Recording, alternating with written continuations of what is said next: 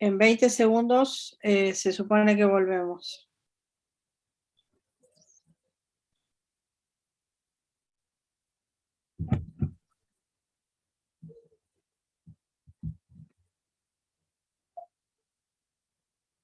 Cinco, cuatro.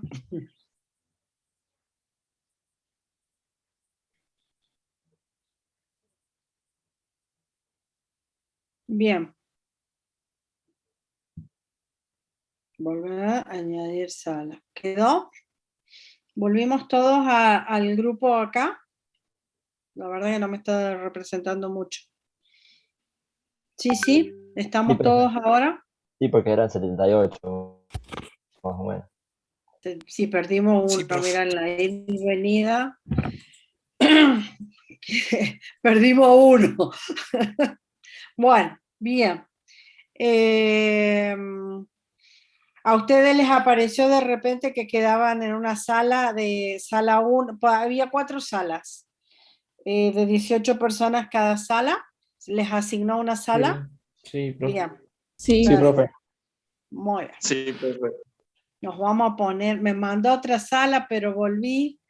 ¿Qué dice ahí? Me mandó a otra sala. Pero volví acá. Claro, exacto. Bueno, Profe, genial. ¿cómo se ven los grupos? Porque a mí no me sale que estoy en ningún grupo. No, es la misma herramienta Zoom que me da la opción de generar, me largó por definición 4 grupos, podría haberle puesto más grupos, y es a partir de la cantidad fue aleatorio, yo le dije que fuese aleatorio. Entonces, de todos los presentes, distribuyó aleatoriamente en los 4 grupos que le dije que generara. No los he creado yo.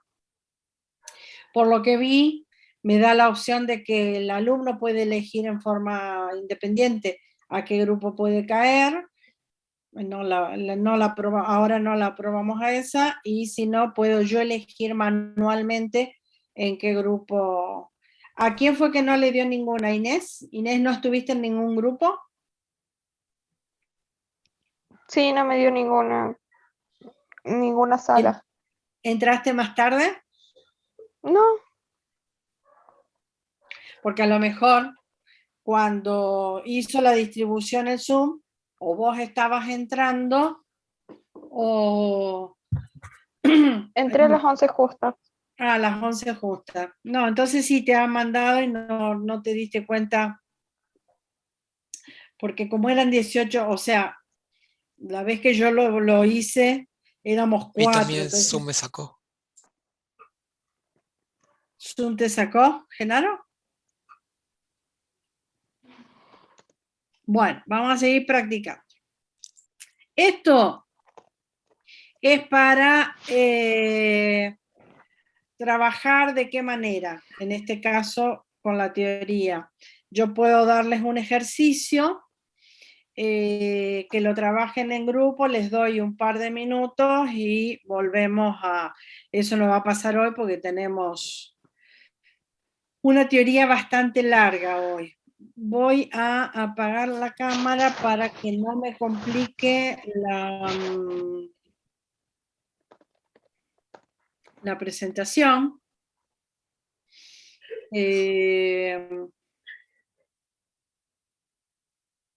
Y voy a alargar acá está. Acá está. No sé si todos Y ven la pantalla como súper aumentada, como que está con un zoom. También. sí. Sí. Ahora se ve borroso. Ahí están viendo el PowerPoint. Sí, Ahora ahora sí. se ve bien. Genial. Sí, sí, ahora sí. Largo la grabación. Y nos vamos a... o ya está grabando. No, ya está grabando, me parece.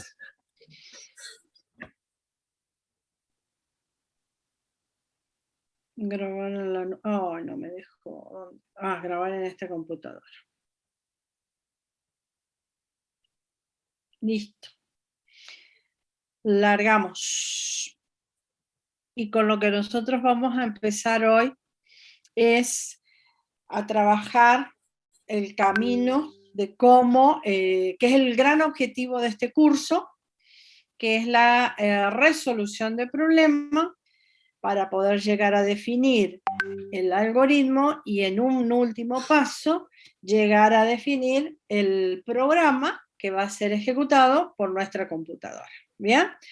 Ahora, lo complejo de este paso es justamente la resolución de problemas, pensar la solución al problema.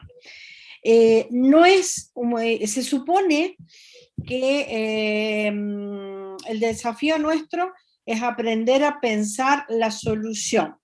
¿Con qué lenguaje de computadora vamos a trabajar? No es el conflicto, y se supone que eso va a resultar la parte más fácil del trabajo.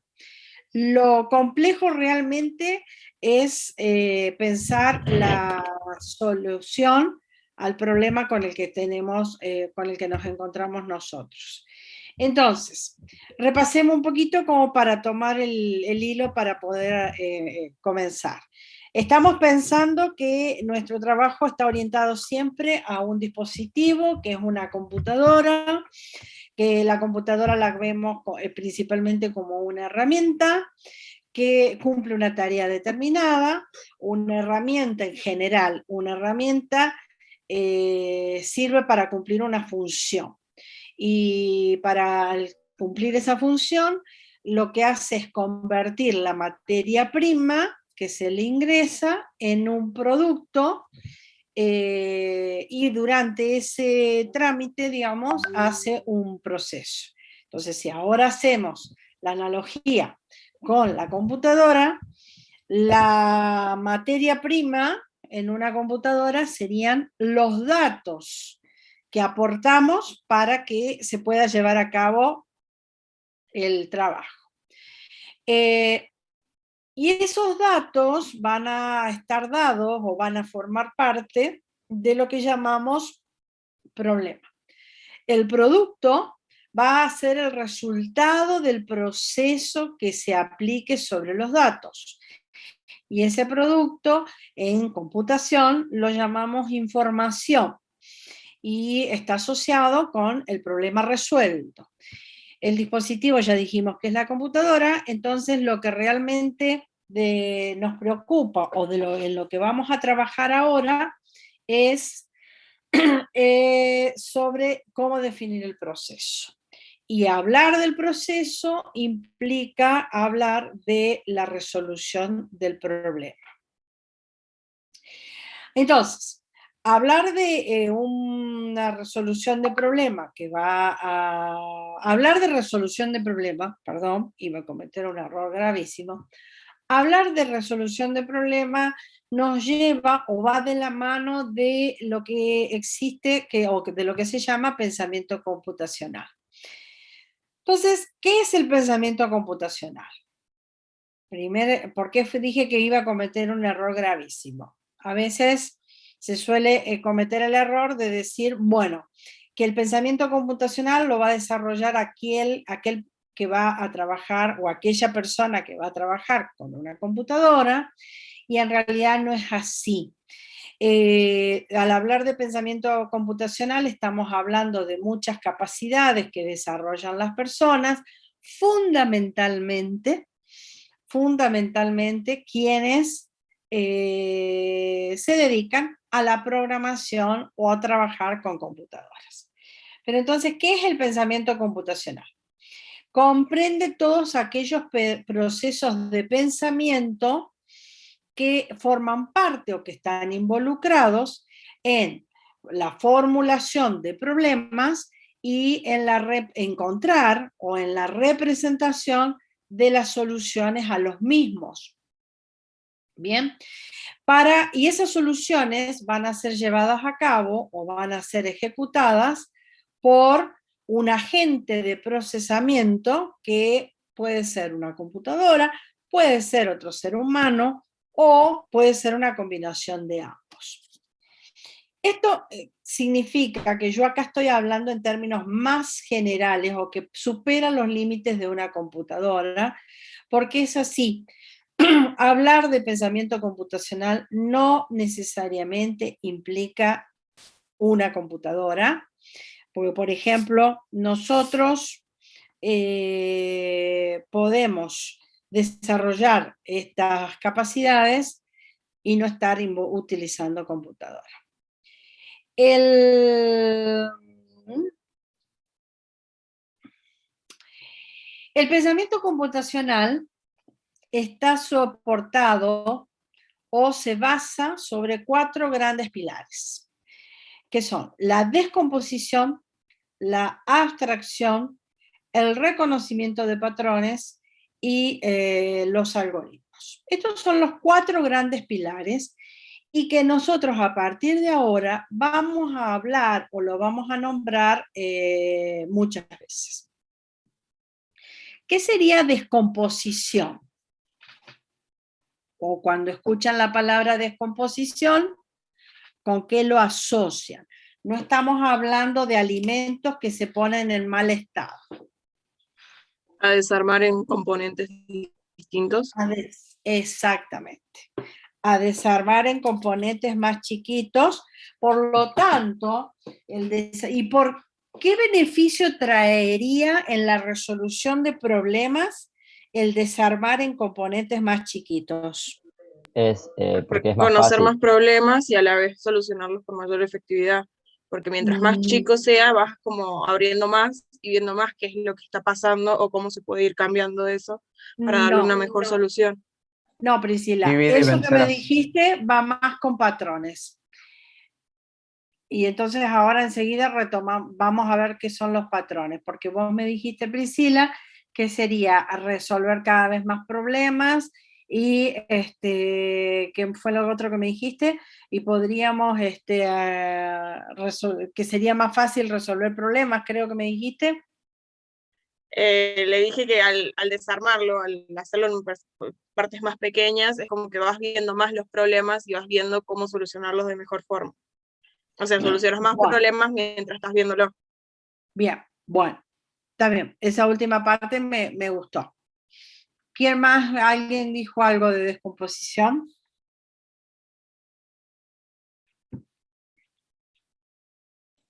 Pero No, la que idea divide y es vencerás. el divide y vencerás. Exactamente, esa es. El divide y vencerás. A lo mejor alguien lo vio en filosofía si tuvieron en la escuela, y el divide y vencerás, que lo vamos a nombrar nosotros, relacionado como una técnica para poder pensar la solución, pero desde lo social, por ejemplo, el divide y vencerás también es una estrategia para resolver conflictos, por ejemplo, ¿no?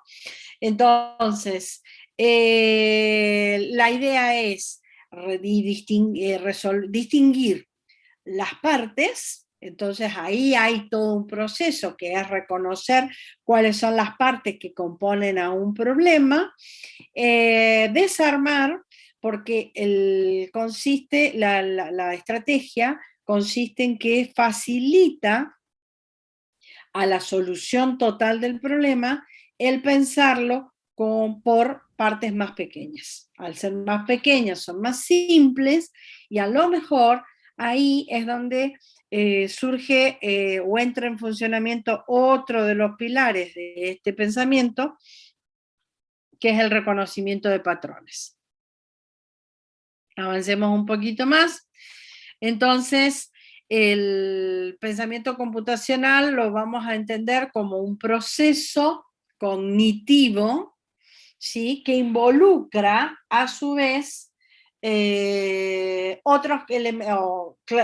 serie de elementos claves. Fíjense, capacidad de pensar en forma algorítmica.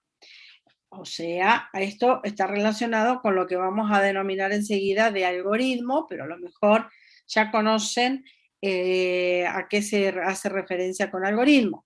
Capacidad de pensar en términos de descomposición, capacidad de pensar en generalización identificando y haciendo uso de patrones.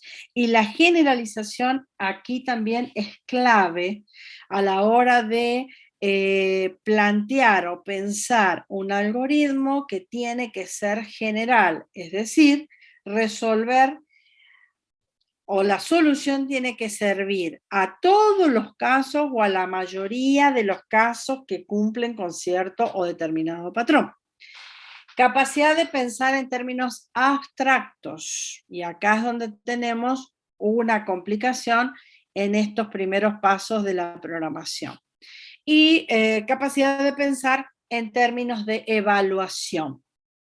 Es decir, el poder evaluar la o las posibles soluciones para poder llegar a la conclusión si sirve o no sirve, y en otro caso, en caso de servir, el optimizar y llegar a plantear la mejor solución de este tipo de un tipo determinado de problemas. Esta forma particular de pensar se caracteriza por tomar elementos, herramientas y experiencias de las ciencias de la computación y aplicarlas en los diferentes contextos de la vida. ¿Bien? En particular a nosotros nos interesa, no vinimos a hacer una clase de coaching, nos interesa llegar a programar las computadoras. Bien, sigamos. Entonces me dijeron que la descomposición la tenemos que pensar como el poder identificar las distintas partes que componen al todo. En este caso nosotros el todo del cual partimos es el problema. Tendríamos que poder identificar los subproblemas que lo componen y poder pensar la solución por separado. El conjunto de subproblemas o el conjunto de soluciones del subproblema, de cada uno de los subproblemas, me van a dar la solución total a mi problema inicial. ¿Bien? Ejemplo. Supongamos que tenemos que dibujar esa imagen que ven ustedes ahí en la pantalla. ¿Cuántos pueden dibujar un barco? ¿Está bien? Nuestro problema o nuestra consigna es dibujar un barco. ¿En cuántas partes podríamos descomponer esta tarea, que es dibujar el barco? 3, 4. 3, 4. ¿Cuáles? Depende, ¿podemos hacerlo Sí. por piezas o sea, son como 1, 2, 3, 4? Esto sea, digamos, por figura, se puede decir. A ver, ¿cuáles serían? Suponete, Ante el digamos agua. que las piezas del barco, suponete, viste, la vela, Sí. el mástil, la otra línea que separa el mástil de la canoa y Sí. la línea que representa el mar, digamos que por donde, digamos. Bueno, la línea que separa el mástil de la canoa la Aquí, podríamos pensar como que todo es una canoa, ahora que si uno lo plantea. Entonces, pero coincidimos. Hay que dibujar la vela, hay que dibujar el mástil, hay que dibujar la canoa y hay que dibujar el agua, que alguien dijo por ahí. Entonces, esta sería una primer descomposición, ¿bien? O sea, esta sería la descomposición inicial, la parte frontal del bote, dibujar el poste, dibujar la vela y dibujar el agua.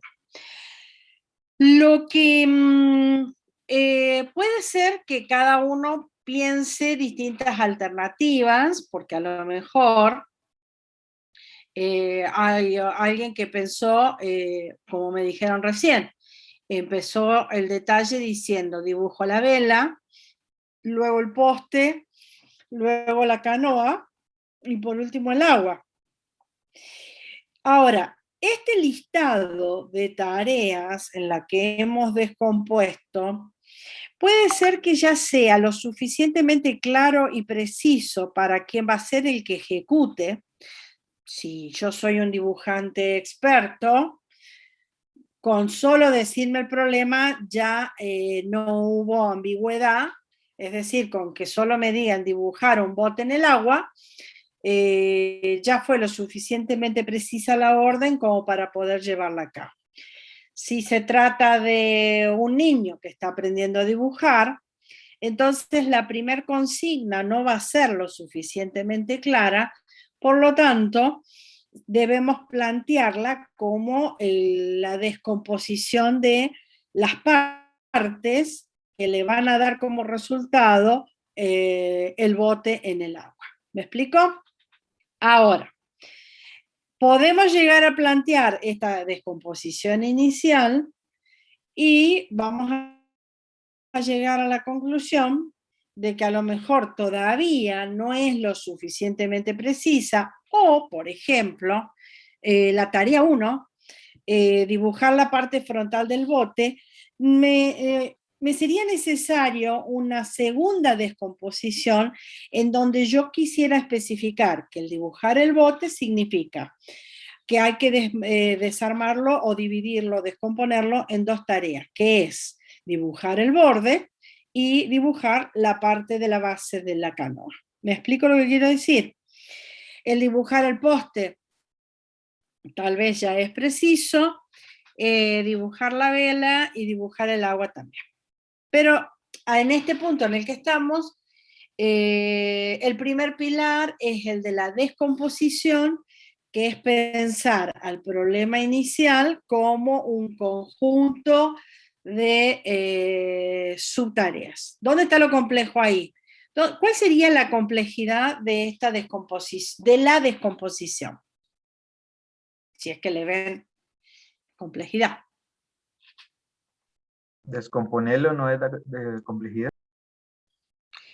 ¿Tiene que tener algún orden en específico?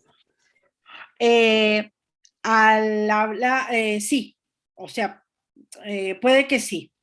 En el caso este, capaz que no, el orden no es determinístico, no es importante, pero va a haber procesos en donde el orden de las acciones es fundamental. Y si pensamos en el resultado final al que nosotros pretendemos llegar, el orden es importante. Puedo llegar a tener cierta libertad y habrá acciones en donde puedo cambiar el orden, pero en general siempre hay un orden que se debe respetar. Sobre todo si hablamos de programa o de problemas matemáticos con resultados intermedios, y ahí tenemos un orden preestablecido, seguramente. ¿Está bien? Entonces, la complejidad hasta acá, en la descomposición, va a ser justamente el saber distinguir, el poder distinguir las partes que componen el problema.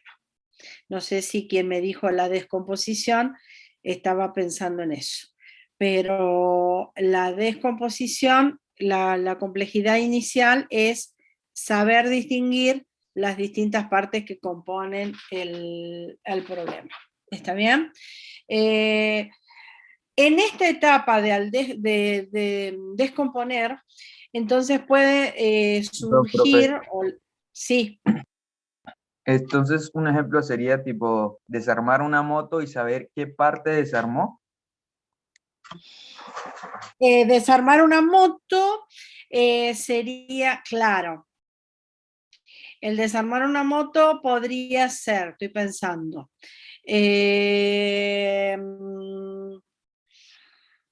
yo de moto no sé nada, pero me imagino que vas a tener, si estás buscando un problema porque la moto está funcionando mal, entonces el que vos puedas distinguir por dónde buscar el inconveniente, y entonces será necesario el que vos puedas distinguir los distintos subsistemas que componen a una moto.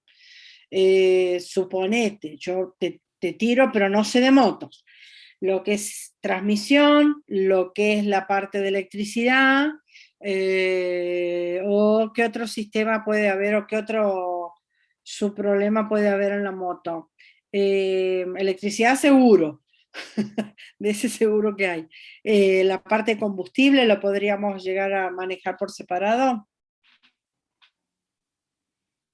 Entonces, si a vos es claro el problema o por dónde lo podés buscar, te ayuda a que ciertos sectores o ciertos subproblemas vos no lo llegues a tocar.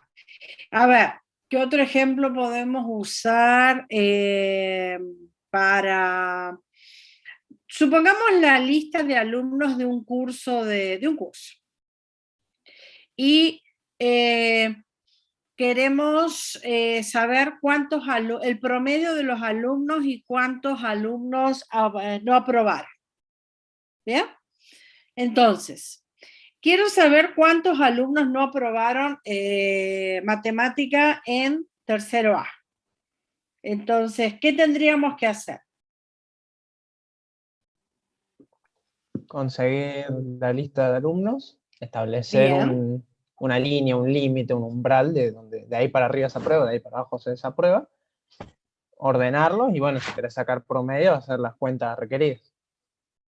Entonces, conseguir la lista de alumnos, sacar el promedio para cada alumno y luego que ya tenés el promedio, el umbral lo sabemos, el umbral está establecido, digamos, por ley, ¿no? Que 7 es el umbral. Entonces, ¿cómo haces para saber quiénes han aprobado? Me dijiste que lo primero es conseguir los alumnos. Lo segundo, la segunda tarea sería ¿cuál? He hecho establecer el umbral, pero bueno, si ya nos dan el umbral, ordenarlos, el que tiene más de 7, el que tiene menos de 7, el que tiene menos de 7 desaprobó, el que tiene más de 7 aprobó. ¿Y cómo sabes quién es Pero el que primero tiene más? tenés que buscar las evaluaciones. Tipo, tenés que saber las notas que tuvo anteriormente para después sacar el promedio y Bien. recién ahí fijarse quién aprobó y quién no aprobó. Bueno, para dependiendo cortar el de la nota. problema, para que no, porque si no se puede complejizar mucho, al conseguir la lista de alumnos, vamos a suponer que ya tienen todas las notas puestas, ¿no? Que las notas están, pero sí me quedo con que una vez que conseguí la lista con las notas, entonces la tarea 2 es calcular el promedio. Y después que calculaste el promedio de cada uno, ¿no? De los alumnos. Después que calculaste el promedio, entonces ahora me queda, ¿cuál sería el tercer paso? Clasificar entre los que tienen más de 7 y menos de 7. Perfecto. Bien. Entonces, el proceso lleva 3 grandes pasos. Vamos a tal vez, para alguien que toda la vida ha estado sacando promedio, esos 3 grandes pasos ya son lo suficientemente claros.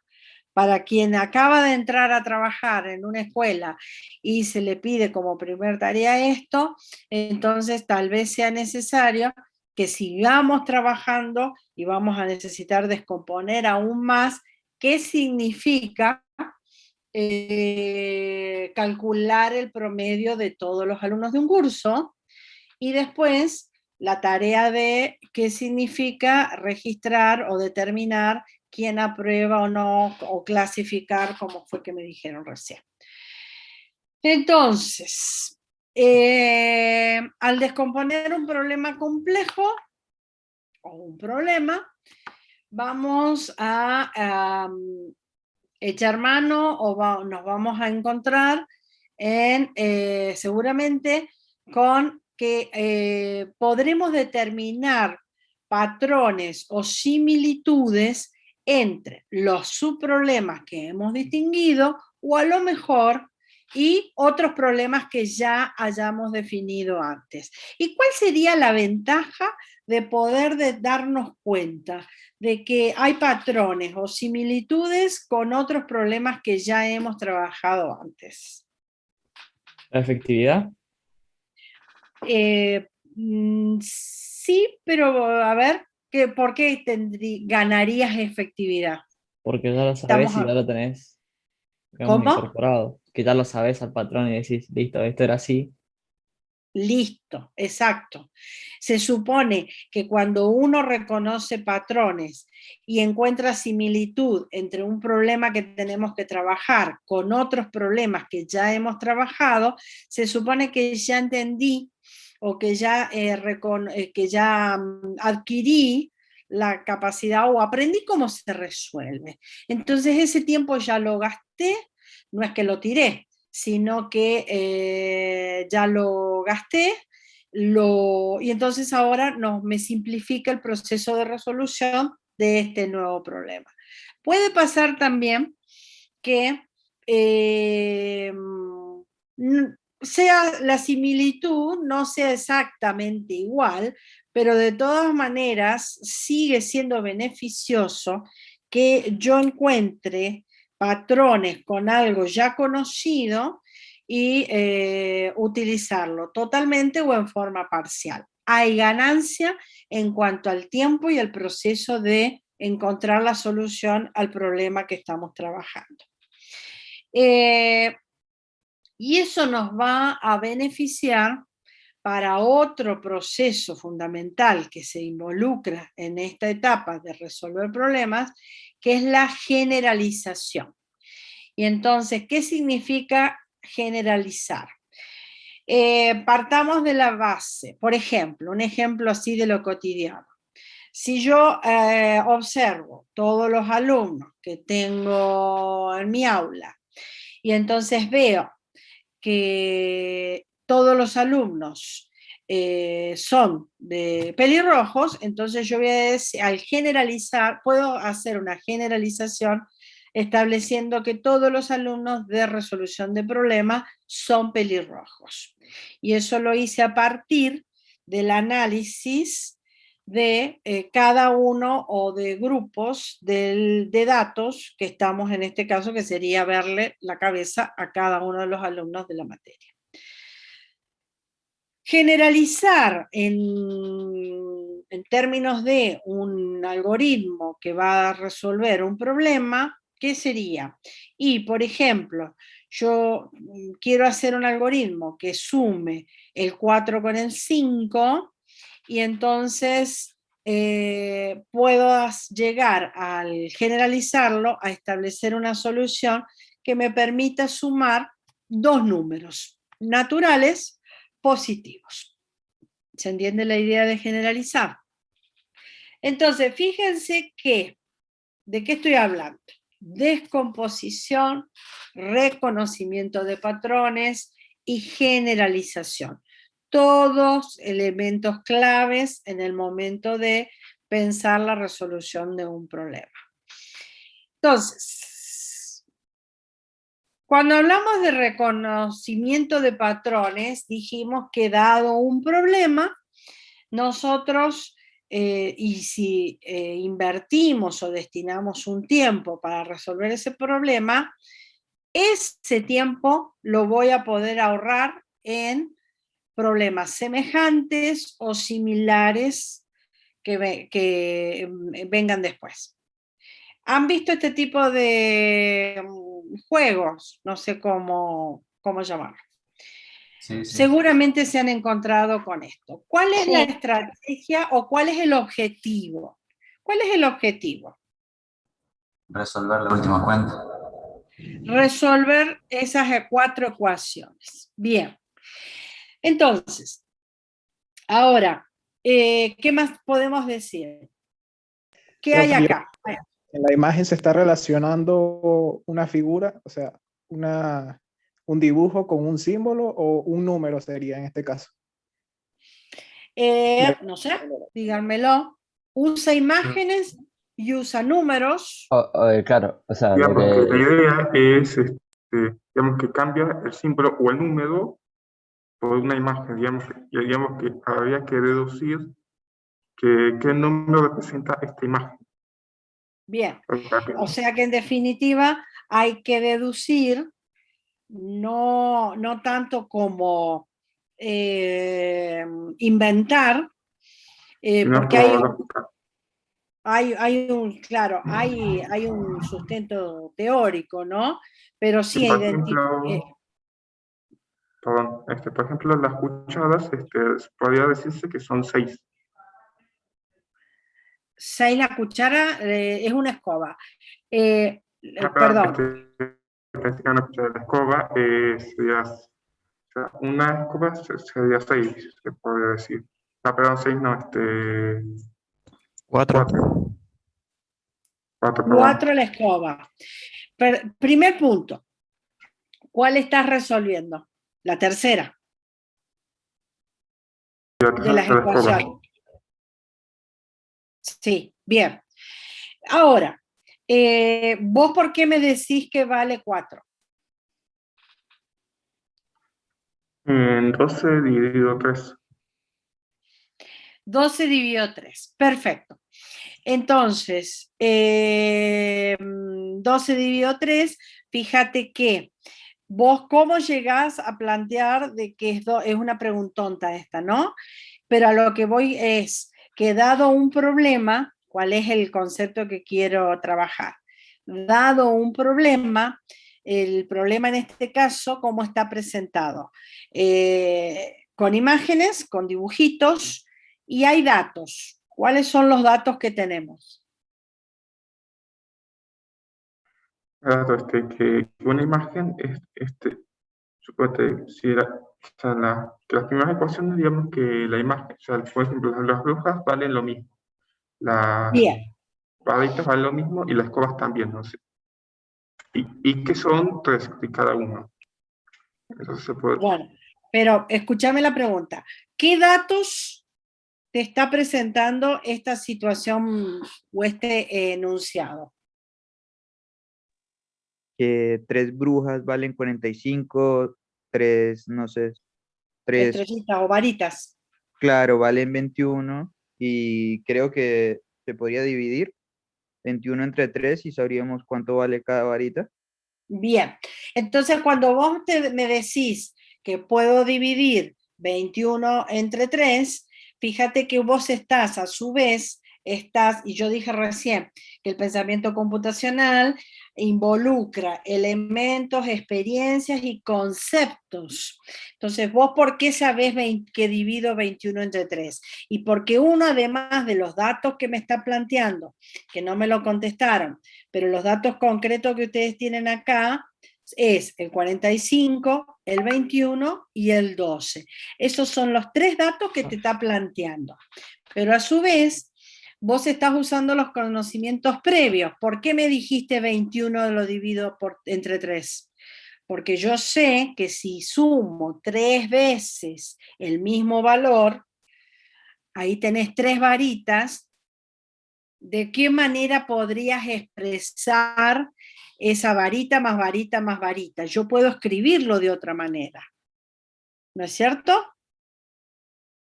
Y es decir, que 3 varitas es igual a 21, por lo tanto, por conocimientos previos de vuelta, yo puedo despejar el 3 y pasa para el otro lado y hago 21 dividido por 3 y me queda que cada varita, entonces, ¿cuánto vale? Y valdría 7 cada uno. Exactamente. 7. El resultado de 21 dividido 3. Entonces, la objetivo, descubrir el valor de cada uno de los elementos,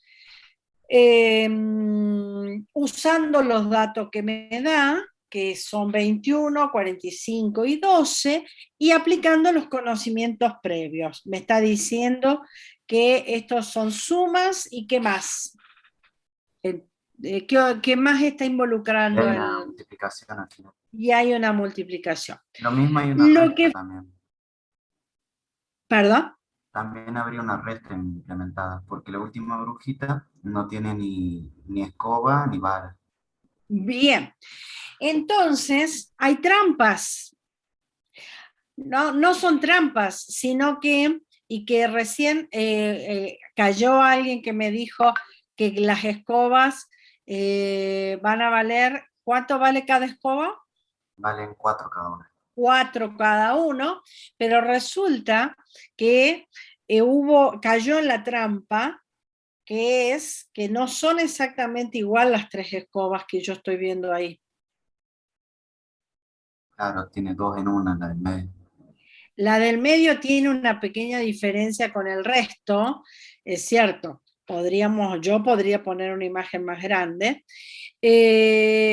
pero justamente de lo que estamos hablando es que la observación es clave en el momento de poder identificar las partes que componen este problema. Bien, y sí, no, ahora no vamos a ver, la idea no es ver cuánto vale cada uno, pero sí, es cierto lo que me estás diciendo. La brujita que tenemos en la cuarta ecuación no es exactamente igual a la brujita que tenemos en la primera ecuación.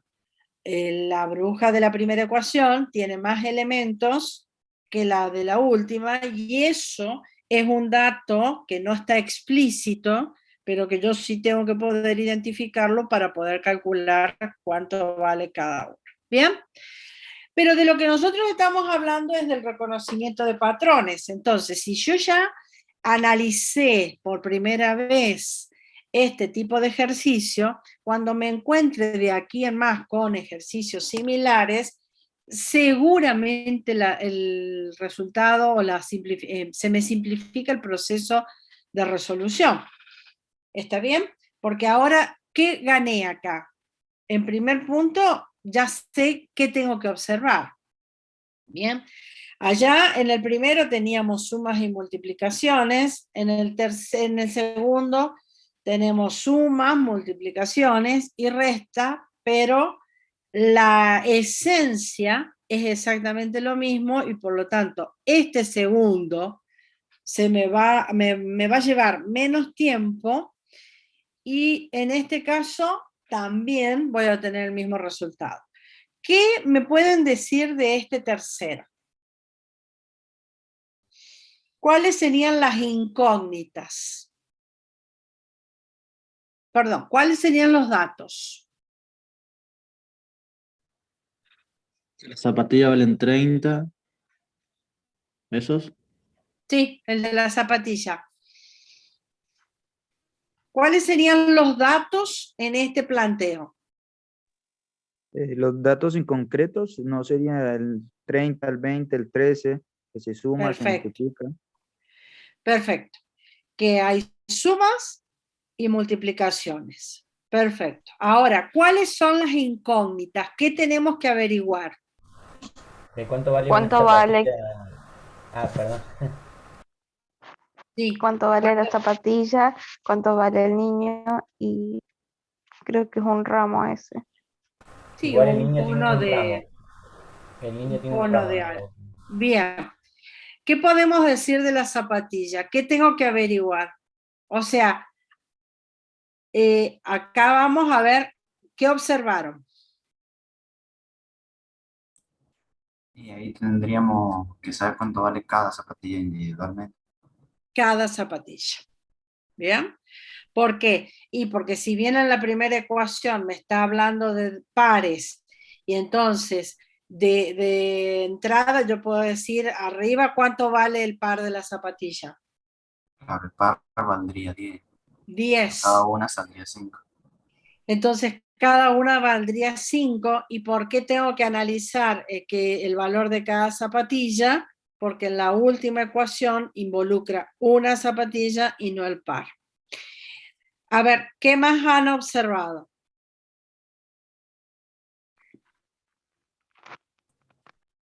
El hombrecito, me dijeron. El hombre tendría que valer 5 también. Sí, no me 5. preocupa tanto que me digas cuánto vale. Quiero que me digas qué observas del hombrecito.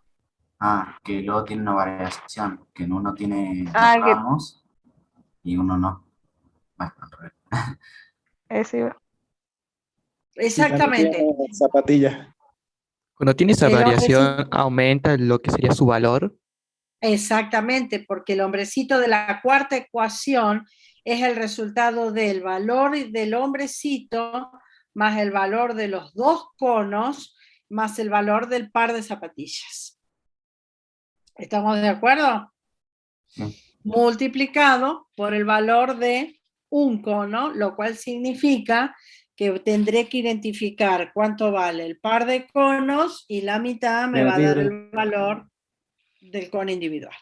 Bien, entonces, se supone que luego de haber hecho una variedad de ejercicios similares, lo que seguramente ganamos es que en la observación de los detalles de la consigna para poder determinar dónde tenemos que prestar atención y porque va a influir en la solución que nosotros queremos plantear.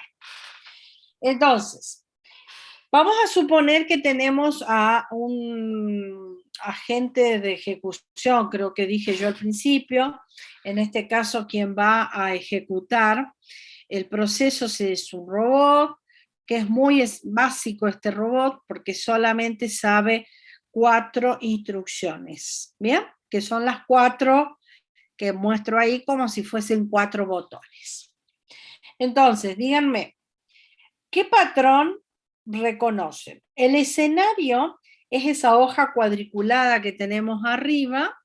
R es donde está el robot, el estado inicial, y salida sería el estado final o el objetivo a donde tiene que llegar el robot. ¿Reconocen un patrón?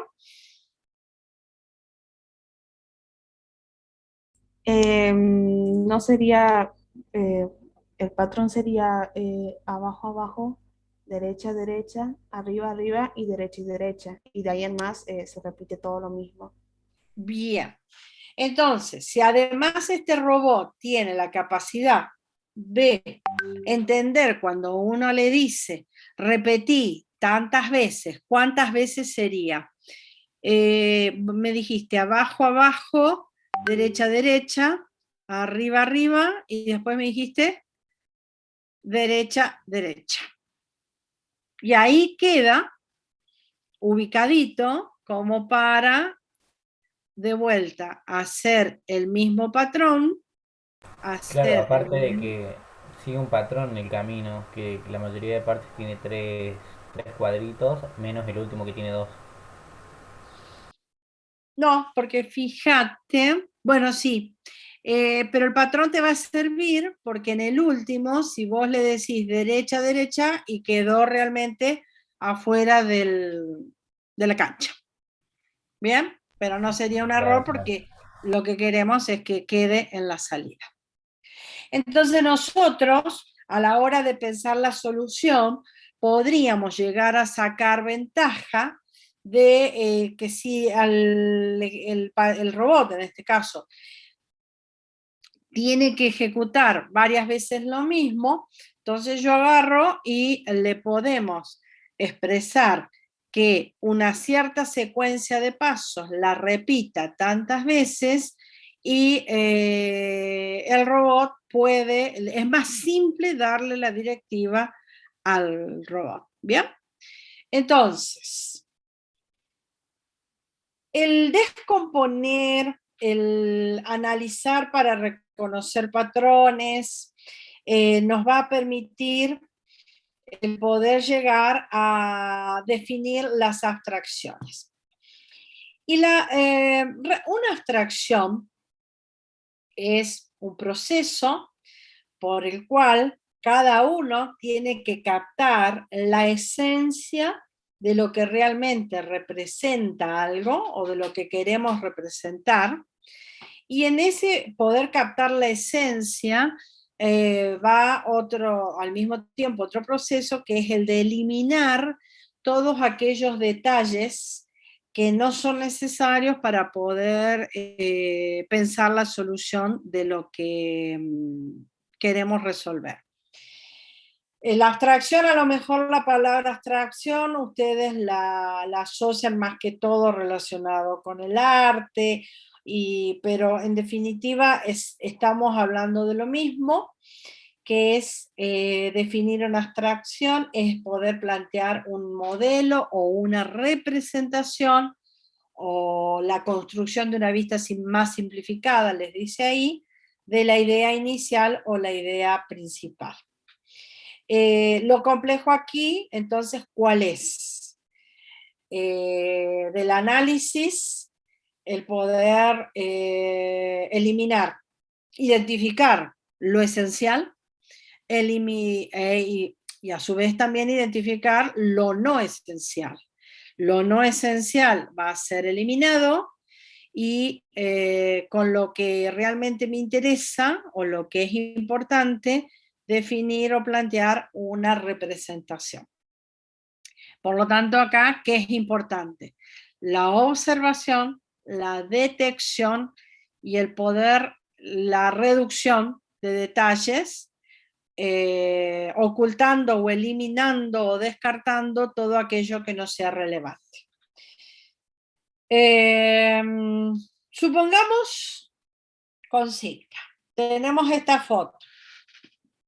Bien, entonces, cada uno al momento de observar y para poder detectar rasgos o características importantes y eliminar lo que creo que no es importante, cada uno pone en juego lo propio, ¿no? Las experiencias, sus conocimientos previos, y cada uno va a poner, va a prestar atención, puede que cada uno preste atención en cosas diferentes. Entonces, si a todos ustedes les doy la consigna de que una vez que vieron la foto, dibujen lo que observaron y pueden llegar a surgir expresiones variadas, y como por ejemplo todo lo que yo estoy planteando acá. Entonces, habrá gente que prestó más atención a la sonrisa y entonces va a representar más a la sonrisa, y habrá personas con otras habilidades o que prestan atención a otras características que pueden llegar a elaborar ese tipo de representación como las dos primeras. ¿Bien? Entonces, ¿por qué unas personas ven unas cosas que otros no son capaces de ver o que no se dan cuenta? No es que no sean capaces, sino que no se dan cuenta si todos analizamos el mismo escenario. ¿Qué ven aquí? ¿Es claro que todos ven a la mujer que está leyendo algo? Yo veo también a una cara de una persona. Bien, el perfil, ¿no?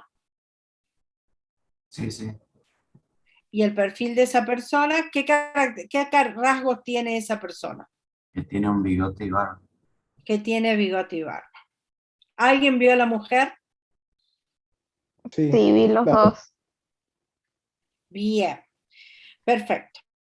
Entonces, aquí, ¿qué estamos viendo? Parece verse una calavera y una mujer sentada con los brazos hacia arriba. Bien, a mí con esta, por ejemplo, me pasa que una vez que identifiqué la mujer, me cuesta mucho ver la calavera. Ya no veo la gran calavera, veo todas las chiquititas, sí, pero la grande ya no la puedo distinguir una vez que ya identifiqué a la mujer. Bien, y entonces acá, ¿cuántas caras ven? Muchísimo. Como 8 más o menos. Varias. Bien, entonces, 8 no.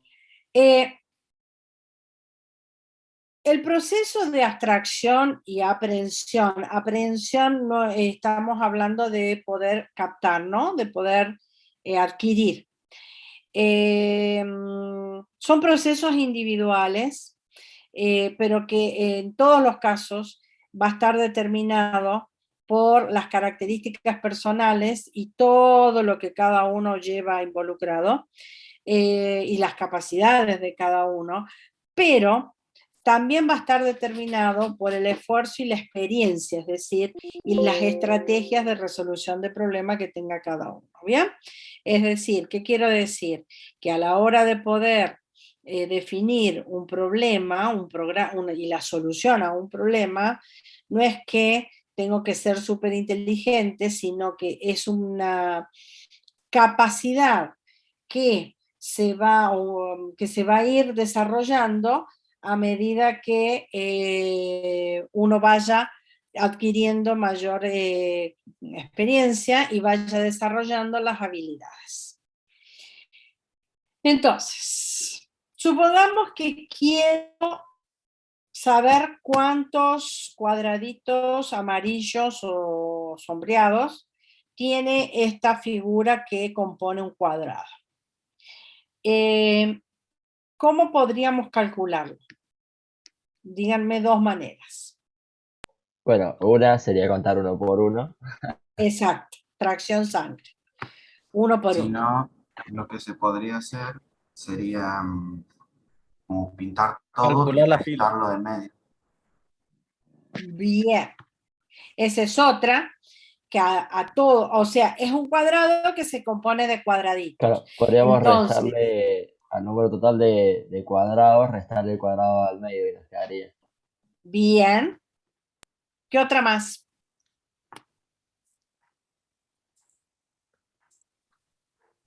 Seis por 4, ¿no, profe?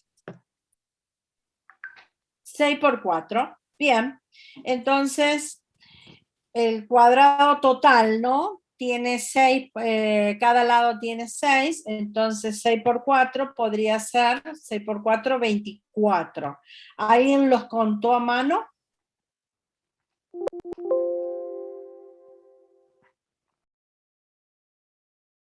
Es una figura chica, podemos contarlos a mano, o sea, tracción sangre que le decimos, y resulta que si cuentan a mano, ¿cuánto les da? Creo que 21. 20. O 20, no sé. 20 me da. Entonces, ¿por qué 6 por 4 está mal? Porque no te da el resultado que verdaderamente es. ¿Hace? Porque estarías contando los cuadraditos de la esquina 2 veces. O sea, cada Exacto. cuadradito lo contarías Eso 2 iba a veces. decir. Estás contando las esquinas 2 veces. Bien. Entonces, reformulemos.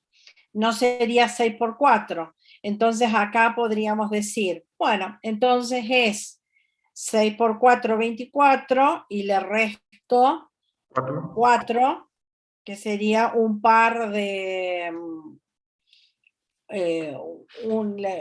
si las esquinas están contadas 2 veces, descuento una de las veces. Y de vuelta, acá todo depende de qué es lo que ve cada uno. Alguien puede decir, bueno, entonces sería 6, hay 2 lados que tienen 6 y 2 lados que tienen 4. Entonces otra manera sería sacar la cuenta 6 por 2 y más 4 por 2.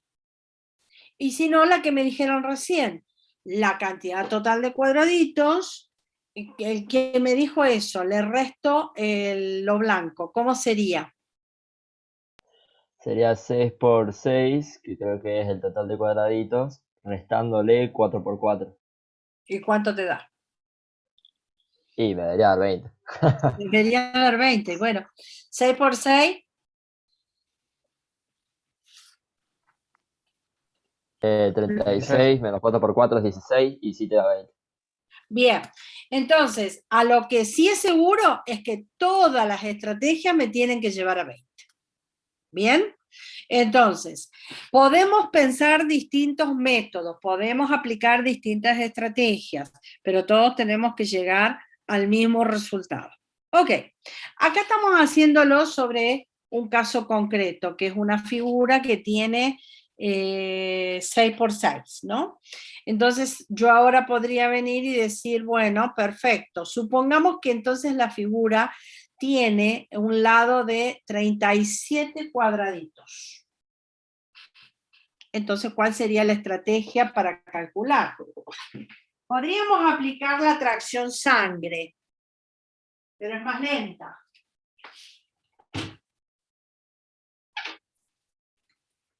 ¿No es cierto? ¿Cómo, profe? Que no escuché bien. ¿Atracción sangre?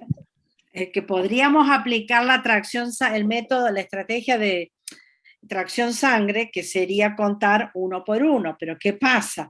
Ahora cada lado tiene, o sea, tiene 37 cuadraditos. Entonces ya va a ser un recorrido más lento. Me va a llevar más tiempo, pero lo mismo puedo calcular sumando uno por uno.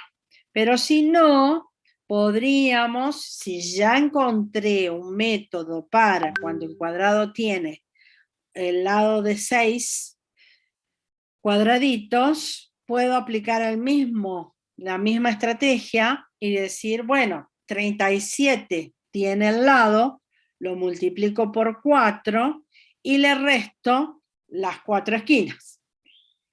¿Estamos de acuerdo? Sí, profe. Y de la misma manera podríamos entonces decir, bueno, establezcamos un método de que permita calcular los cuadraditos sombreados en una figura que tiene una longitud del lado n. Y entonces decir que el método sería n, la cantidad de cuadraditos del lado, por 4 menos 4. ¿Y qué hemos logrado ahí? ¿Qué hemos establecido? Una fórmula. Una fórmula, un método. Hemos generalizado el método que me permite calcular para una figura de lado n la cantidad de cuadraditos sombreados que conforman la periferia de la misma. ¿Se entiende? Entonces, estaríamos en condiciones de llegar a formular un algoritmo que sí, casi seguramente que este paso sería el último. Los otros, la descomposición, el reconocimiento de patrones y la formulación de la abstracción, no necesariamente están en orden. Pueden ir al mismo tiempo o forman parte son distintos aspectos claves a la hora de poder llegar a plantear la resolución. Ahora, el algoritmo sí, me animo a afirmar, es el último paso. Y entonces, a la hora de establecer el algoritmo, lo que nosotros vamos a especificar es la secuencia de acciones o de operaciones concretas para quien va a llevar a cabo el algoritmo. Con un orden determinado, porque repito que el orden en definitiva es importante y que en total, en conjunto, el algoritmo que representa la solución a un problema determinado. El pensamiento algorítmico es una actividad cognitiva, es decir, implica también un proceso intelectual que está asociado con la resolución del problema, a la especificación de ese problema y al armado de la solución que lo satisface.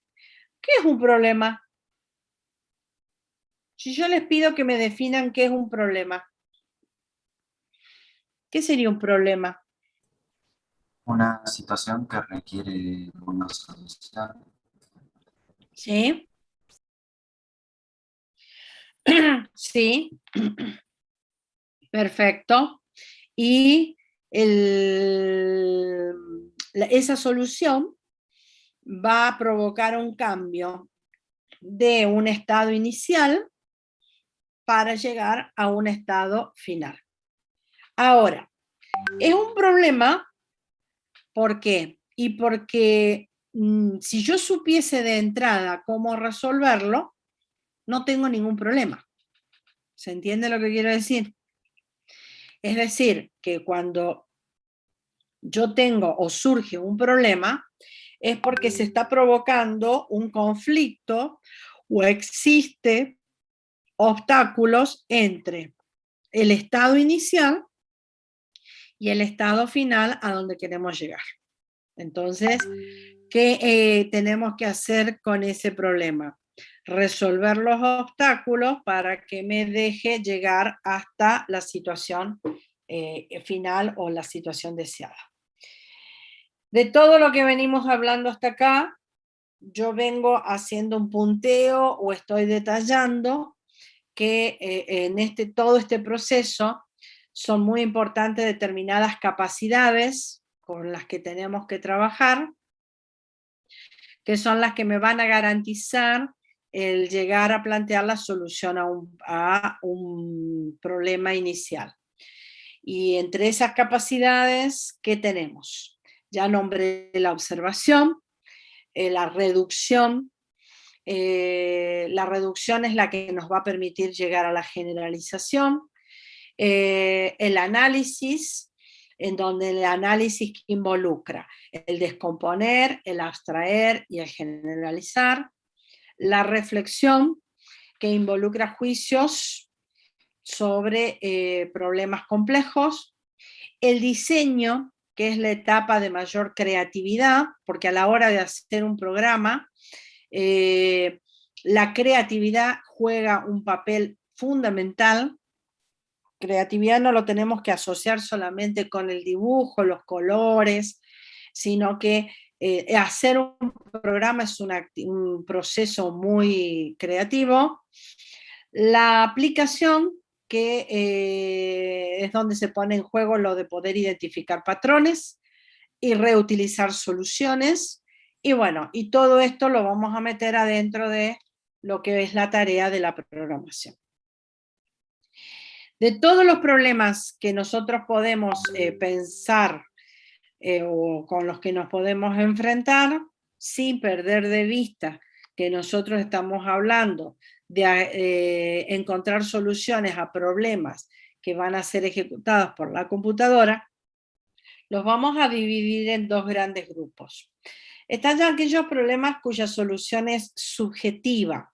Son aquellos problemas en donde cada uno de nosotros pone en juego diferentes estrategias y características, experiencias, valores, para poder llegar a plantear la solución a ese problema.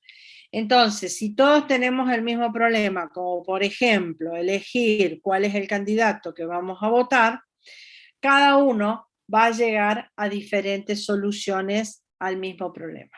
¿Está bien? Es muy difícil que todos lleguemos a la misma solución. Pero por otro lado están aquellos problemas cuya solución es objetiva, es decir, en donde todos tendríamos que al menos empezar a pensar en, o todos tenemos que llegar a al mismo resultado, ¿bien? Entonces, el planteo contiene condiciones y restricciones que nos van a permitir a todos deducir la validez de la solución. Ejemplo, una fórmula, ¿bien? Donde todos tendríamos que interpretar de la misma manera a la misma fórmula y llegar al mismo resultado. A la hora de pensar soluciones de problemas para que la computadora los resuelva, ¿con cuál de las dos categorías nos vamos a quedar? Con la objetiva, porque siempre tiene que seguir un mismo patrón. Perfecto. Entonces, nosotros a la hora de programar, vamos a trabajar con problemas, con aquellos problemas cuya solución sea objetiva. Podemos llegar a diseñar diferentes programas, a pensar soluciones que tengan algunas diferencias, pero el resultado tiene que ser igual. ¿Se entiende? Bien. La estrategia de resolución está basada en un método que fue definido por un matemático muy viejito ya, pero la solución, no el matemático, además el matemático, George Polya, que fue un matemático que dedicó gran parte de su vida a la investigación relacionada al área de la resolución de problemas. Y concretamente lo que él plantea es un método que establece el esqueleto o los grandes pasos a llevar a cabo a la hora de poder pensar la solución de un problema. La bibliografía que ustedes van a encontrar con esto, justamente lo que plantea que este método consiste de 4 grandes etapas, y él define preguntas, modelo, que me sirven para orientarme en qué tengo que prestar atención en cada una de las etapas. En las etapas tiene un orden coherente. Y si yo partí de un problema, lo primero que nosotros tenemos que hacer es entender el problema, definir los límites del problema, precisar de preciso los límites de ese problema, porque acuérdense que nosotros debemos siempre plantear una solución general que resuelva o que sirva de solución para todos los casos en los que está, de que este problema comprende. Es decir, un ejemplo burdo, si yo quiero hacer un programa que sume 2 números enteros, no puede ser que mi programa no sirva para el 1 y el 10, porque entonces ahí ya no estoy teniendo una solución general. Bien, luego vendrá la parte de obtener un plan. Esta es la etapa creativa y en donde también vamos a poner en juego los conocimientos previos que tenemos, pero a su vez también la creatividad, es decir, ¿qué idea se me ocurre de cómo podemos llegar a armar la abstracción, la representación de la solución a este problema con el cual estamos trabajando? Una vez que tenemos el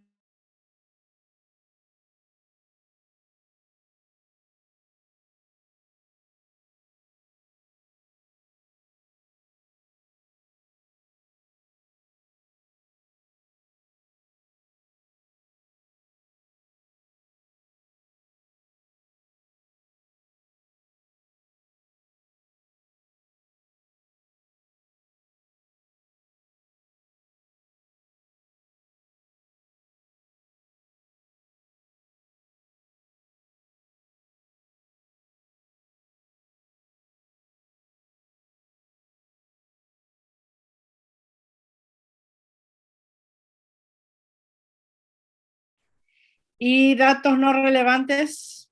Las Las ventanas. ventanas. Las ventanas. Las ventanas y que las ventanas son cuadradas, no aportan nada para lo que yo tengo que voy a necesitar, por lo tanto lo vamos a descartar. Sí me sirve que saber que la habitación es rectangular, la superficie y el tamaño de la baldosa. Pero este es un problema en donde nosotros vamos, además de identificar el objetivo y los datos relevantes, vamos a utilizar algunos conocimientos previos. Y entonces, estrategia para pensar en la solución. Pasamos al plan 2, al paso 2, perdón, definir el plan. Algunas ideas de a qué hay que hacer acá o en qué tenemos que prestar atención. Es posible dibujar alguna figura o esquema que nos oriente, porque dependiendo del tipo de problema, algunos pueden encarar por el lado de dibujar figuras. Hacer la figura o el ensayo-error es una estrategia.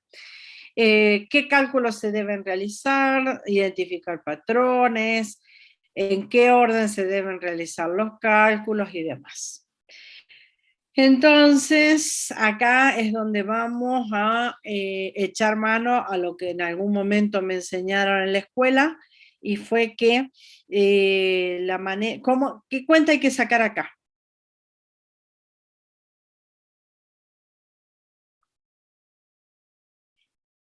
Una división. Exacto. División, sí.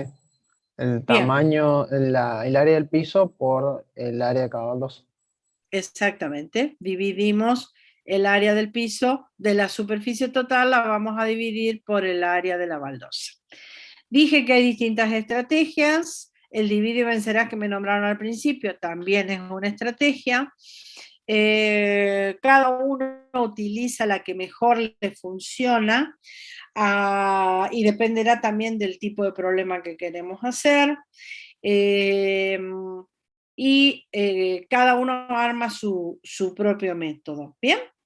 Entonces, luego vendrá la etapa de ejecución y dijimos que luego vendrá la etapa de la visión retrospectiva para poder optimizar o reformular la solución en caso de que haya habido algún error. ¿Bien? Entonces dijimos que aquí sería la solución. La solución sería dividir 25 por 0,04 metros cuadrados. Ahora justifico por qué digo 0,04 metros cuadrados, porque si yo lo hubiese dado en 20 centímetros, yo no puedo mezclar peras con manzanas, y no puedo dividir 25 metros cuadrados por algo que está en centímetros cuadrados, ¿se entiende? Por eso es que eso es un concepto también de matemática que ya lo sabemos de antes. Ahora, ¿me sirve para el cálculo si la habitación fuese de 30 metros cuadrados? ¿O qué me sirve? Sí, tiene que suplantar el 25 por los 30. Bien, perfecto. Es como si Y dijera n podríamos, dividido lo que miden las baldosas. exactamente, y podríamos generalizarlo diciendo la superficie total de la habitación dividido la superficie de la baldosa. Ok, entonces, a la hora de poder plantear la solución, nosotros se supone que es, dado un problema, queremos llegar a la solución. Pero nosotros no vamos a trabajar así porque difícilmente, sobre todo en esto que estamos aprendiendo a caminar, a dar los pasos, es poco probable, todo depende de la complejidad del problema, que yo pueda plantear a partir del problema directamente la solución, sino que lo que vamos a hacer es, a partir del problema, lo vamos a expresar de otra manera, por ejemplo, a través de la descomposición, y a partir de la descomposición de ese problema en un conjunto de partes que entre todos hacen el problema total, vamos a trabajar hasta llegar a la solución del mismo. Bien, ahora, ¿cómo lo vamos a hacer a eso? Donde la solución ya va a ser el método, la receta, el algoritmo o el programa. Todo depende en qué instancia nos encontremos. En esta primera instancia en la que nosotros nos vamos a encontrar, llegaremos hasta el algoritmo. Entonces, hasta acá sabemos que vamos a partir de un problema que en general ese problema va a estar expresado en un enunciado, en forma verbal, es decir, estará escrito, representado de alguna manera. En ese enunciado, por lo general, siempre va a haber de todo, sobre todo que cuando nosotros estemos trabajando con personas cuyo contexto no es la computación, por ejemplo, que me contrataron para hacer el sistema de liquidación de sueldos de una empresa. Y el dueño de la empresa me va a hablar de la empresa, con todos los detalles que el dueño considera que es importante decirme para describirme la realidad de la empresa. Eso significa que toda esa descripción viene con una cantidad de datos, muchos de los cuales no hacen a lo que es la liquidación de sueldo. Entonces, nosotros deberemos, a partir del enunciado o de la descripción de la realidad, eliminar todo aquello que sea irrelevante y lograr una representación de lo esencial que hace a la liquidación de sueldos si seguimos con el mismo ejemplo. Es decir, vamos a llegar a formular un modelo, una representación de esa realidad que es la que me va a permitir liquidar los sueldos o va a representar la esencia de lo que de la situación problemática. Bien. ¿Cómo va a estar expresada esa abstracción? Y todo depende del nivel en que nos encontremos. ¿Esto qué significa? Esto significa que si yo ya quiero llegar a plantear esa representación para que la computadora la entienda, esa representación va a ser un programa codificado en un lenguaje de programación determinado. ¿Cuál es el lenguaje? Y todo depende de cuál es la situación, de qué es lo que yo quiero hacer, porque es distinto hacer un programa que me permite una aplicación web, una aplicación para celular, y entonces, o un programa que evalúe la efectividad de distintos dispositivos. Son todas aplicaciones diferentes y dependiendo de la utilidad, lo vamos a tener que hacer con distintos lenguajes de programación. Cada lenguaje de programación me ofrece una representación de la computadora diferente. ¿Bien? Entonces, el definir la abstracción es obtener la esencia de lo que el problema representa. Entonces, nosotros vamos a encontrarnos en distintos niveles de abstracción. Habrá un nivel superior de abstracción y un nivel inferior de abstracción. Entonces, un nivel superior es cuando yo voy a plantear con la única herramienta que conozco hasta ahora, que es nuestro lenguaje natural, un algoritmo, un método, una solución que pueda ser entendible, por ejemplo, para otro ser humano. Y habrá niveles inferiores de abstracción que ya va a ser la representación destinada a una computadora. Entonces, un programa codificado en un lenguaje de programación determinado, comercial, conocido, ya es una abstracción en un nivel inferior. No sé si me explico. Es decir, si yo necesito hacer una aplicación web para una empresa de perfumes y voy a trabajar con un lenguaje de programación que sirva para aplicaciones web y me muestra a la computadora como un dispositivo que sirve para aplicaciones web. ¿Me explico lo que quiero decir? Si yo voy a trabajar en una fábrica de autos, soy el programador de una fábrica de autos, que tiene que evaluar niveles de contaminación que generan los motores de los autos que fabricamos, y no voy a trabajar con un lenguaje de aplicación web, porque la idea es que evalúe otras características, por lo tanto voy a necesitar un lenguaje que me permita hacer aplicaciones, que me permita medir optimización de dispositivos. ¿Me expliqué mejor? ¿O ya se fueron? ¿Me dejaron? O sea, dependiendo del problema, cambia la herramienta que vamos a usar. Dependiendo del problema, cambia la herramienta. Y la herramienta que vayas a usar es la potencialidad de la computadora que te ofrece. ¿Se entiende? Es decir, te muestra una representación de la computadora que va a ser diferente a la representación que te va a ofrecer otro tipo de lenguaje o herramienta, como me dijiste vos. Bien, avancemos. Porque nosotros hasta acá no vamos a llegar a un lenguaje de programación.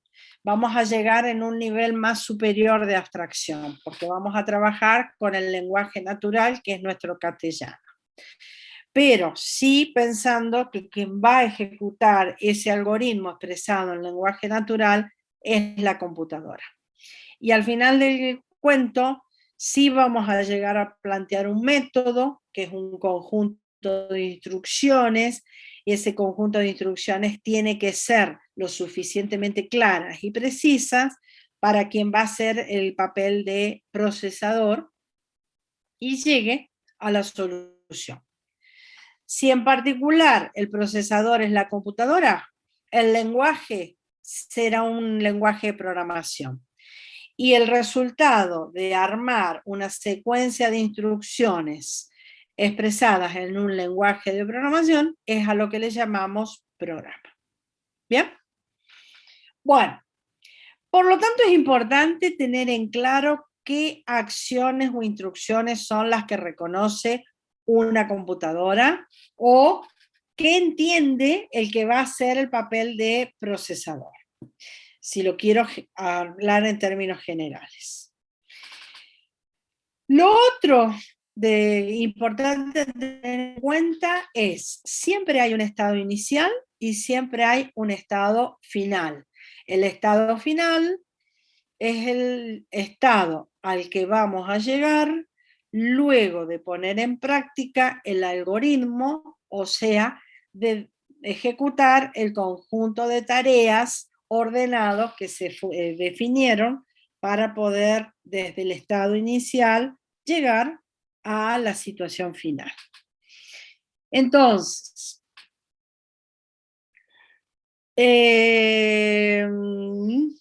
la estrategia que nosotros vamos a trabajar para poder, a partir del método, del problema, llegar a definir el método o receta, que es el algoritmo que resuelve ese problema, es el del refinamiento sucesivo.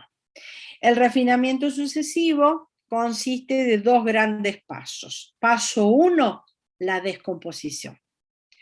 A partir de la descomposición, vamos a refinar o a desmenuzar en los siguientes pasos, vamos a ir definiendo o refinando refinando está mal dicho. Vamos a ir definiendo, haciendo cada vez más precisa cada una de las tareas. ¿Redefiniendo? No, redefiniendo no. Lo que quiero decir es ir cada vez más fino. Refinando, me parece que está bien dicho, pero hacerlo cada vez más fino. Entonces,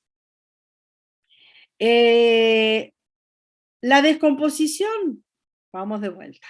La descomposición consiste en, dado un problema, reconocer las partes de ese problema y entonces me queda el problema definido como una nueva versión. Ahora planteado en un conjunto de subtareas. Esas tareas, dependiendo de la complejidad del problema, nosotros la vamos a ir trabajando en distintos niveles hasta llegar a expresarlas como un conjunto de acciones más simples para quien va a ser el procesador. Cuando llegamos al punto final, habremos encontrado nuestro algoritmo. Es decir, ¿qué es un algoritmo? Sucesión de instrucciones o pasos precisos que me permiten resolver un problema. Cada algoritmo tiene que tener ciertas características. Es una secuencia de etapas donde hay un punto de inicio. Ese algoritmo tiene que ser preciso. ¿Qué significa que sea preciso? No ambiguo. O sea, que sea claro y concreto para quien va a ejecutar este algoritmo. Debe definir una solución general para que sirva para todos los casos que están comprendidos en el conjunto de valores con el que vamos a trabajar. Y tiene que ser, un algoritmo tiene que ser finito en cuanto al tamaño, es decir, la cantidad de acciones o de instrucciones que tiene, y que cuando larguemos la ejecución, esa ejecución tiene que durar un tiempo determinado. Es decir, Profe, no que se quede. Sí. ¿Qué era ambiguo? No preciso, no claro, no concreto. Ah, listo. Gracias. Ejemplo. a ver, supongamos una respuesta ambigua sería que vos me preguntes, ¿va a ser fácil el parcial? Y yo te diga, puede ser. ¿Bien? No te di una respuesta concreta.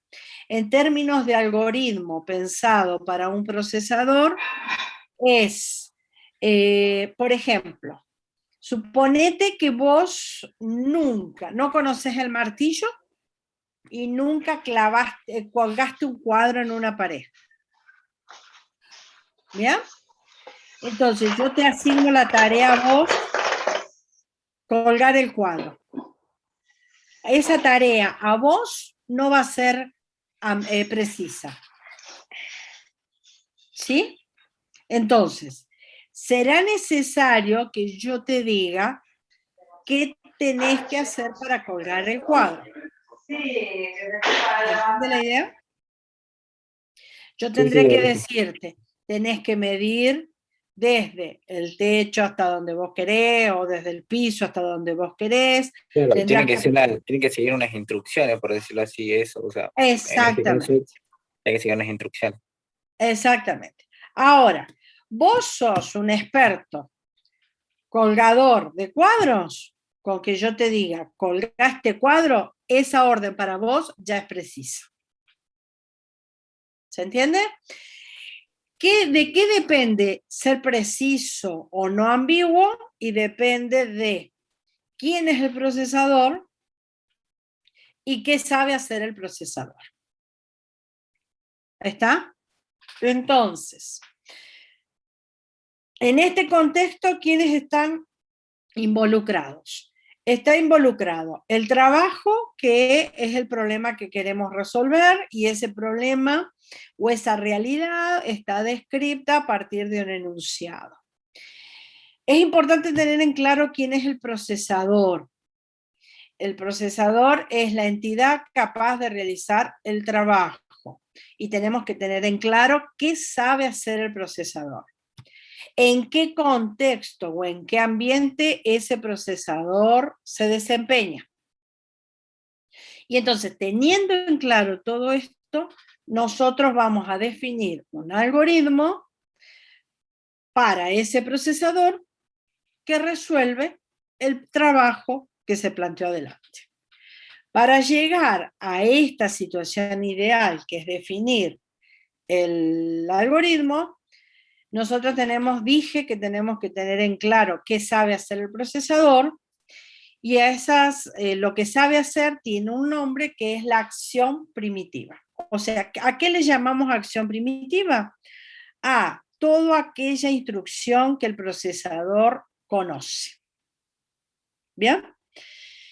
Y que cuando yo le ordene al procesador no va a necesitar de mayor precisión o no va a necesitar de información adicional para que el procesador lo entienda y lo pueda resolver. Ejemplo, supongamos que tenemos un robot que entiende solamente estas 4 instrucciones y queremos dibujar una figura de estas. ¿Bien? Entonces, el algoritmo para este procesador va a ser una lista de instrucciones en donde yo no le voy a decir, no le puedo decir caminar 4 y pintar 4 cuadrados, porque no forma parte de las acciones primitivas de este robot. Las acciones primitivas es flecha hacia la izquierda, flecha hacia la derecha, una para arriba, una para abajo, y ese rayito que es la orden que le indica al procesador, pinte el casillero donde se encuentra posicionado. Ahora, ¿hay un único método para pintar esa figura? No, porque todo depende del estado inicial y del estado final. Y va a dejar un estado final. Entonces, si yo me planteo como estado inicial, supongamos esa posición, y decido hacerle recorrer hacia arriba y luego retornar, Entonces, el estado inicial va a coincidir con el estado final, pero la secuencia de acciones que yo le ordene, bien, puede ser diferente a quien decida partir desde la esquina superior izquierda, el que habrá quien diga yo parto del medio, del casillero blanco del medio, y por lo tanto la secuencia de acciones va a ser distinta. Lo que no puede cambiar es qué le ordeno que haga. ¿Se entiende? Todos hablaremos de rayito y alguna flecha, pero lo que puede cambiar es en qué orden le vamos a dar las instrucciones. Y va a cambiar también en qué estado final va a quedar. Bien, entonces, dijimos que la estrategia va a ser la del refinamiento sucesivo. Formalmente, la definición de esta técnica es, dado un trabajo T, descrito por medio de acciones no primitivas. ¿Qué significa no primitivas? Que el procesador no las entiende al momento en que uno le da una orden que es una acción no primitiva. Entonces, dado un trabajo T descrito por medio de acciones no primitivas, tal que transforma el ambiente desde el estado inicial E sub 0 a un estado final E sub F, se puede encontrar una descomposición T1, T2, Tn, que constituye una secuencia de acciones primitivas que ejecuta el trabajo T. O sea, partimos de un estado inicial E sub 0. Después de llevar a cabo el trabajo T, me deja en un estado final E sub F. ¿Bien? Y voy a llegar a una descomposición que va a ser una secuencia de acciones desde T1 hasta Tn. ¿Se entendió? Si no lo digo en una forma tan estructurada, perdón. Cada una de las T sub I, ¿qué puede ser? Puede ser que ya está expresada de forma tan clara y tan precisa que es una acción primitiva para el procesador. Entonces, fin de la descomposición de esa tarea.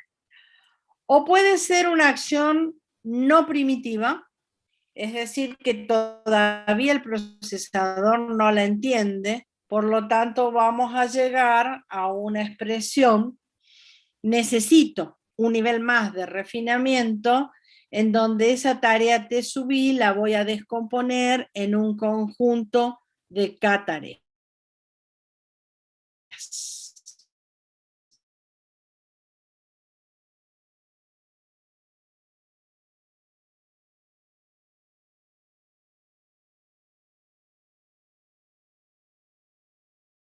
Que empezás a hacer una fórmula y después como que la máquina empieza a entender las fórmulas que vas haciendo en las tablas y te las empieza a sugerir. ¿Algo así? Bien. No, no concretamente en este caso. No concretamente. A ver, avanzo un poquito más rápido y vamos a un ejemplo. Suponete este. Tenemos una calculadora muy elemental, muy elemental. La calculadora solamente sabe sumar. Es una calculadora y las acciones primitivas que entiende son poquitas. Mira, solamente si yo le oprimo la tecla C, limpia la pantalla, el visor de la pantalla. Hay una tecla por cada dígito, o sea que tenemos 10 teclas del 0 al 9, más la del C, que es limpiar la pantalla, la tecla del más y la tecla del igual. Es todo lo que entiende la calculadora. Y queremos sumar 3 números. El 124, el 59 y el 3. Entonces, dijimos que lo primero que hacemos es descomponer nuestro enunciado. Lo vamos a descomponer como la secuencia de tareas que yo reconozco que hay que hacer, los grandes pasos que hay que dar. Entonces, esta primera etapa la vamos a llamar versión 1. Entonces, supongamos que yo tengo por norma que siempre comienzo por limpiar el visor. ¿Bien? Después viene una segunda tarea, que es ingresar el 124. Después le tengo que decir que sume. Luego viene la tarea 4, que es ingresar el 59. Luego viene sumar, la orden de sumar. Luego viene el ingresar el 3. Y por último decirle que me muestre el resultado. La tarea 1. ¿Ya es clara o hay que decirle cómo limpiar el visor? Ya es clara porque la máquina sabe con la tecla de la C limpiar el visor. Perfecto. ¿Hay una tecla que me permite ingresar el 124? No, ahí tendríamos que sacarlo, digamos, ahí tenemos que separar el 1, el 2 y el 4, o sea, marcar Perfecto. 1, 2 y 4 y ahí formaríamos el 124. O sea que la tarea 2 no se hace en un solo paso. La Claro, tarea hay que 2 se descomprimir. hace en 3 pasos. Entonces, se requiere de un nuevo nivel de refinamiento. Vamos a una versión 2. La versión 2 no es cualquier versión, es a partir de la 1.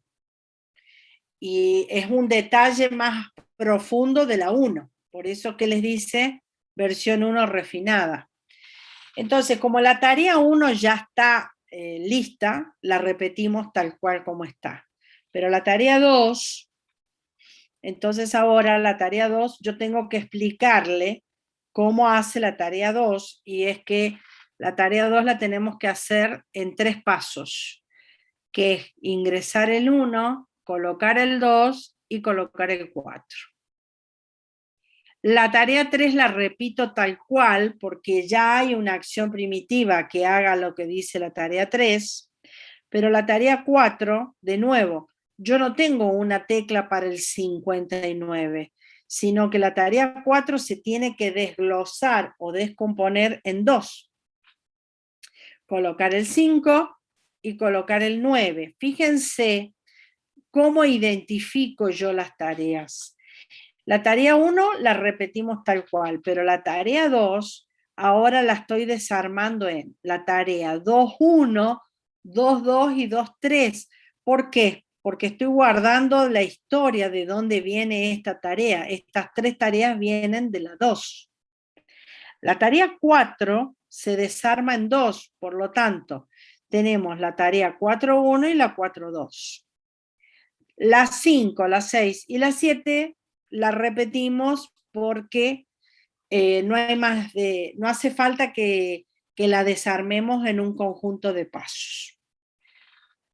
Ahora, la versión 2 ya quedó lista y por lo tanto en el siguiente nivel directamente voy a traducir la tarea 1, la voy a reemplazar por la respectiva acción primitiva que reconoce el procesador, que era oprimir la letra C. ¿Se entendió mejor?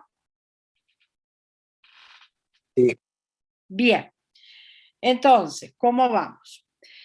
Esto voy a dejar acá. No se vayan, porque tengo que hacer una cosita por el tema de la asistencia.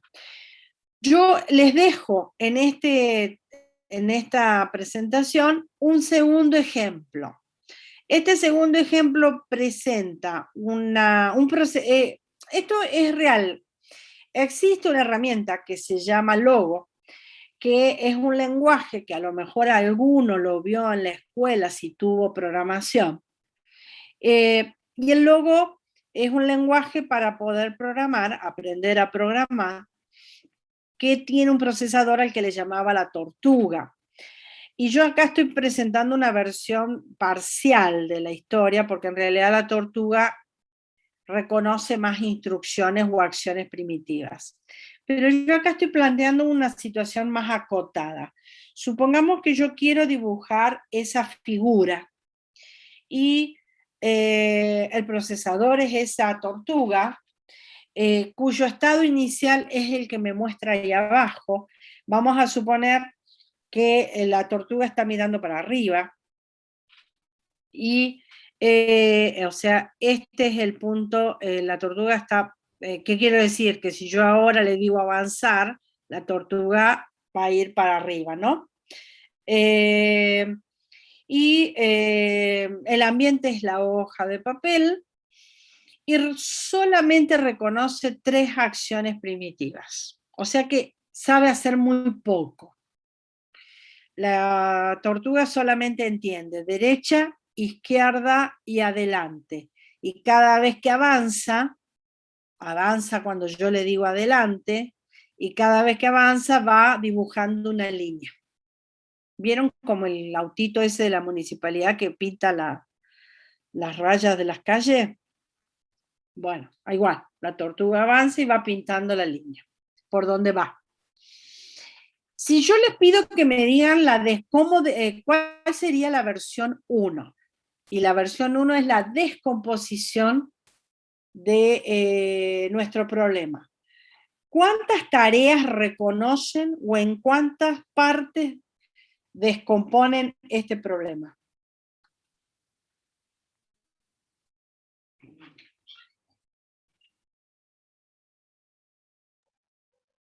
Puede ser que...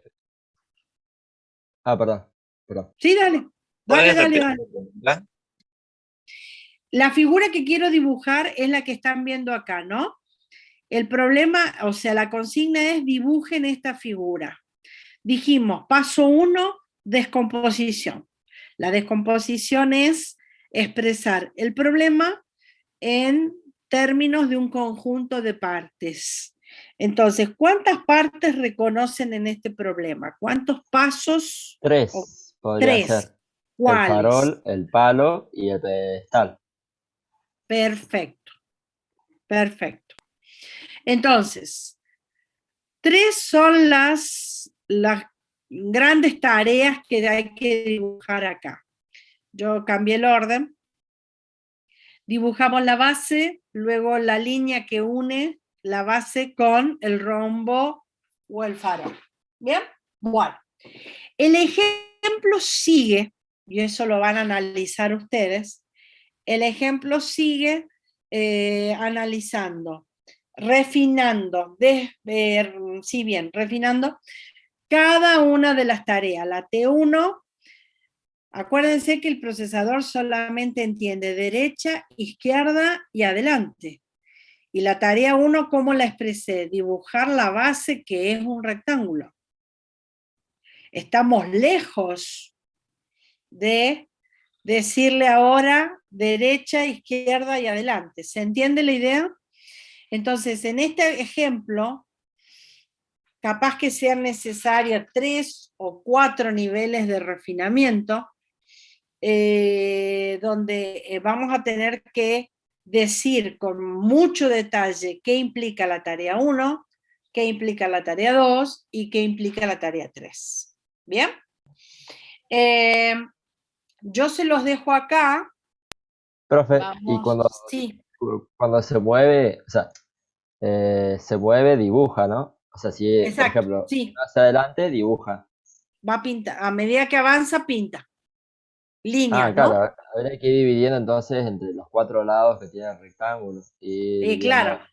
Bien. Mira, la tarea 1 es dibujar la base del rectángulo. Bien, entonces, la tarea 1, ¿qué significa dibujar un rectángulo? Y que tenés que dibujar el borde superior, el costado derecho, el borde inferior y el costado izquierdo. Entonces, ¿qué órdenes le tenés que decir a la tortuga para que dibuje el borde superior? Y acá es donde vos tenés que tomar la decisión. ¿Cuánto mide el borde superior? Lo que vos digas, supongamos 40 pasos.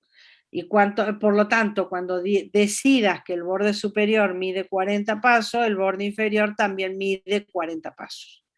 Bueno, Después vas a tener que tomar la decisión que el borde derecho, suponete que mide 20.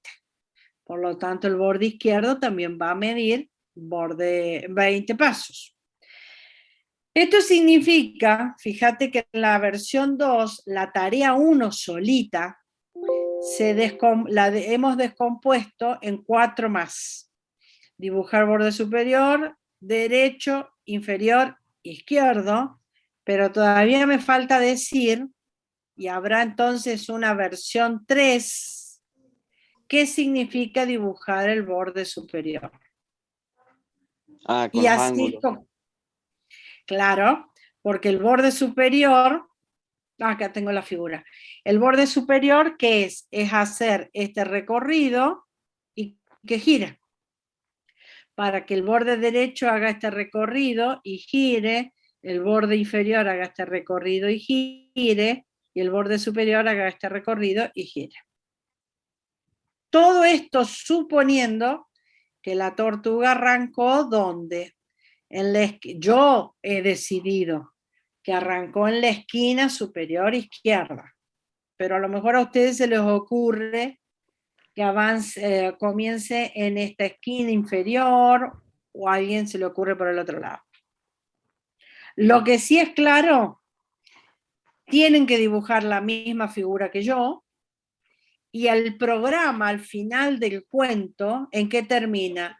El programa termina en una secuencia de órdenes ¿de qué tipo? Derecha, izquierda, adelante. Como el procesador sabe hacer muy pocas cosas,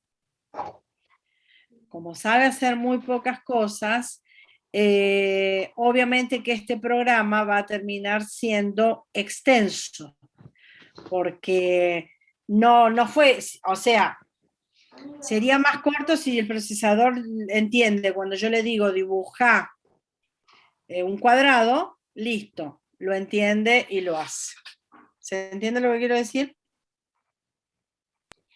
Bien, profe. bueno, no se vayan todavía, porque tengo que hacer acá algo, bien. Listo. Me faltó mucho, pero lo que voy a hacer es, la otra parte la voy a guardar. Bien, todos me van escribiendo presente. Muy bien, gracias Santiago, porque me había olvidado. Todos escríbanme el presente ahí en el chat. Y entonces a partir de ahí yo armo la lista de asistencia. Me faltó, les decía, me falta una parte. Lo voy a grabar y les voy a publicar el material por el aula virtual. Y Profe, ustedes... si no, de la hora la parte que le faltó y los que Sí. quieran quedar que se queden. No, porque A mí me me faltó sirve. bastante. Ah, Me bueno, está faltó bien. bastante. No, me faltó bastante. Entonces, lo que les propongo es esto. Yo lo voy a grabar y entonces después vamos a arreglar un horario de consulta por si no se entiende del material que yo les proponga. De todas maneras, la semana que viene es consulta, no es teoría. Y lo que no se entienda del material y que no se resuelva en práctica, lo resolvemos en la consulta. Profe. No se olviden de ponerme el presente en el chat.